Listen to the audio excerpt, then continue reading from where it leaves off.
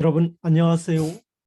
2022학년도 수능 성적표를 받으셨죠. 그런데 에, 생명과학 2가 점수가 아직 확정이 안 되어서 이번에 수시가 18일부터 수시 합격자를 발표하게 됩니다. 그러면 수시에 합격한 사람은 이제 등록을 하면 되고, 수시에 불합격한 사람은 이제 정시 지원을 생각하게 됩니다. 또 수능을 잘 본 사람이나 못 본 사람이나 에, 그 정시를 어떻게 치료해야 할 것인가에 대해서 이렇게 생각을 하게 됩니다. 그래서 이 신문사에서 뉴시스라는 신문사에서 정리한 자료를 중심으로 살펴보겠습니다. 지금 뉴시스라는 신문사가 지금 열려야 되는데 안 열리네요. 예, 이 신문사에서 이렇게 뉴시스라는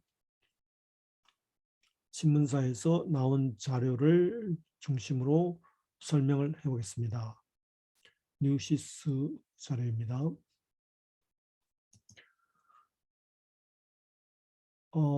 그래서 일단 정시 요번에 그 생명과학 2 때문에 수시 합격자 발표가 늦어지면서 또 이 정시는 그대로 하거든요. 그러면서 이 수시 충원 기간이 짧다.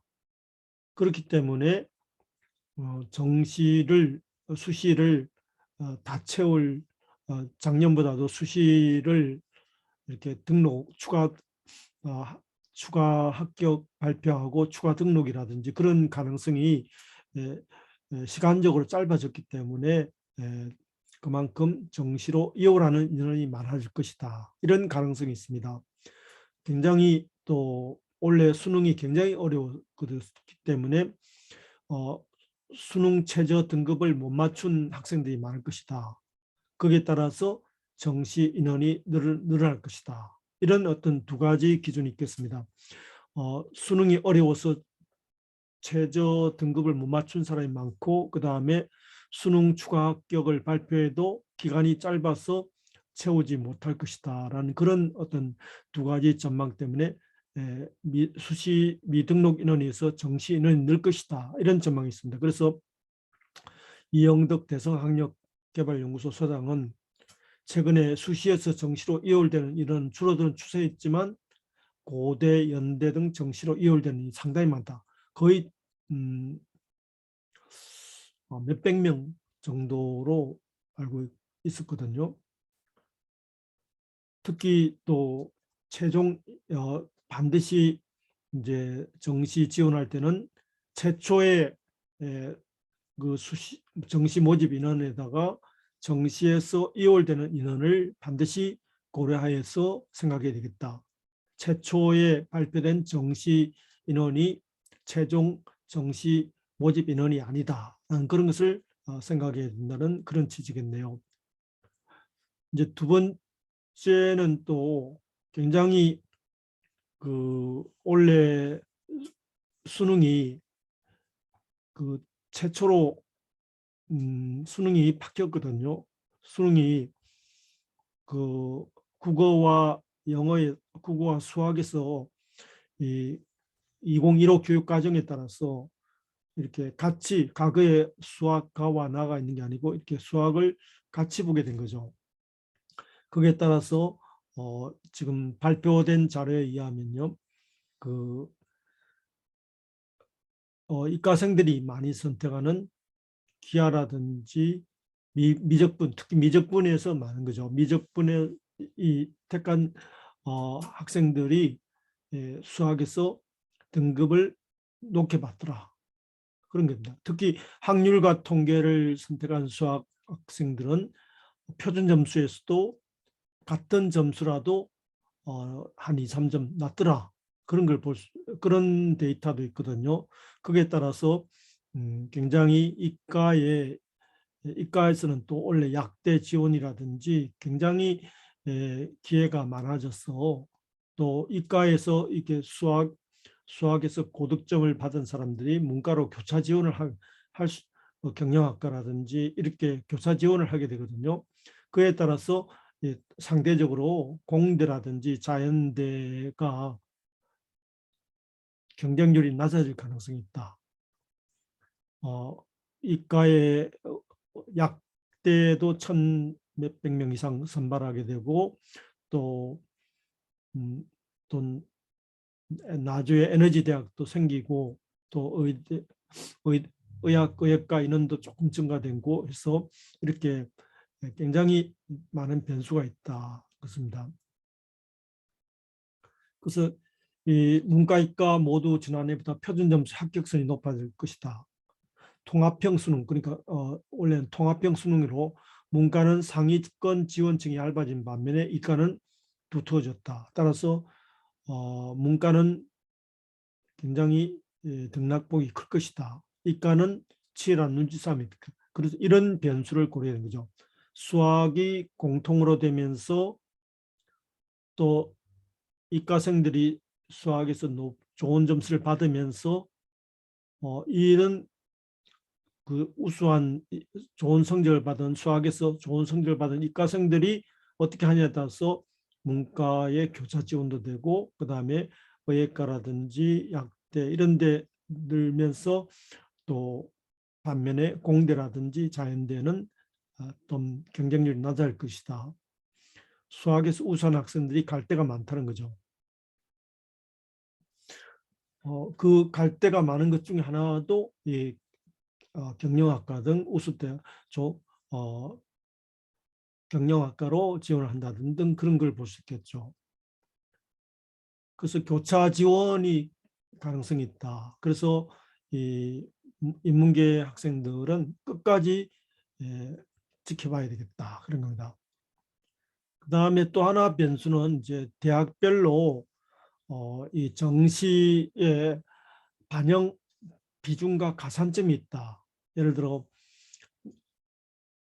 그 희망한 대학의 가산점, 예를 들어 수학에서 플러스를 한다든지 마이너스를 한다든지 영어에서 플러스를 한다든지 마이너스를 한다든지 감점을 한다든지 이런 것을 알아야 되겠다. 자기한테 유리한 것을 찾아야 되겠다.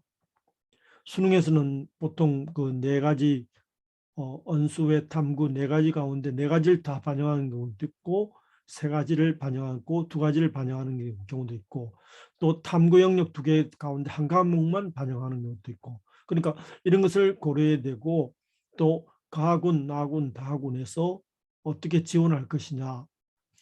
그래서 일단 상위권 학생들이 하향 지원을 하면 상대적으로 중위권과 대학 및 학과의 합격선이 올라갈 가능성도 있다. 그런 거 있습니다.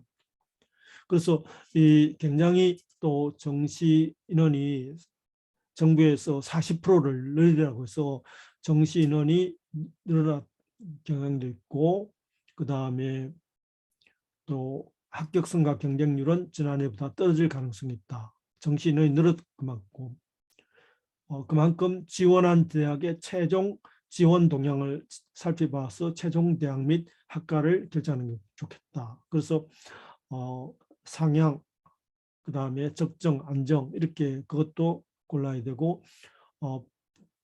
부모님과 같이 상의도 해야 되겠죠. 또 네 과목이냐 세 과목이냐 자기가 못한 과목을 반영하지 않는 대학을 이렇게 골라야 되겠죠.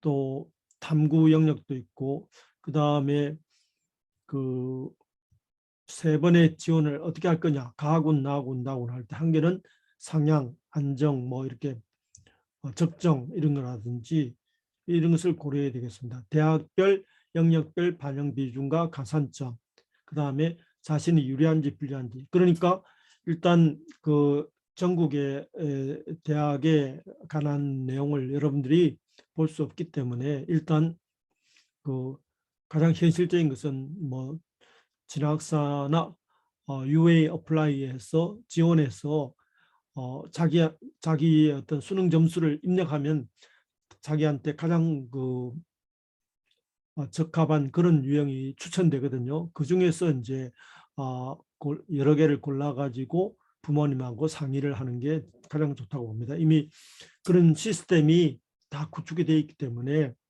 그런 시스템 자기의 어떤 그 수능 점수만 넣으면 거기에 따라서 자기가 희망하는 대학의 그런 내용이 나오기 때문에 그런 것을 고려해야 되겠죠.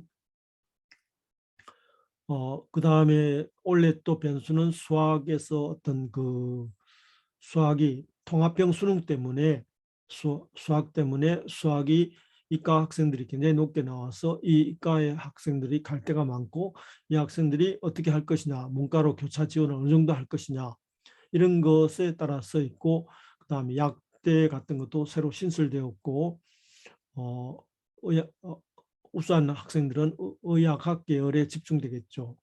그 다음에 또 수능이 어려워서 수시에 최저 등급을 못 맞춘 사람이 있고 또 이번에 생명과학 2 파동 때문에 이 수시 합격자 발표가 늦춰지고 정시는 그대로 하면서 하다 보니까 수시에 충원 합격하는 기간이 짧아서 그런 문제도 있다고 합니다. 그래서 여러 가지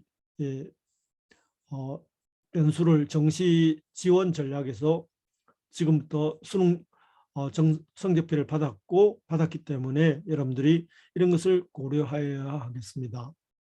그래서 지금 30일부터 정시 지원이니까 여러분들이 지금부터 이런 내용을 가장 현실적인 것은 그런 사이트에 자신의 성적을 입력하면 거기에 따라서 이렇게 지원 가능한 대학이 나오거든요. 그것을 과를 중심으로 해서 지원 가능한 대학이 나오니까 그것을 중심으로 하셔서 이것을 부모님하고 상의하셔서 결정해야 하겠습니다. 감사합니다.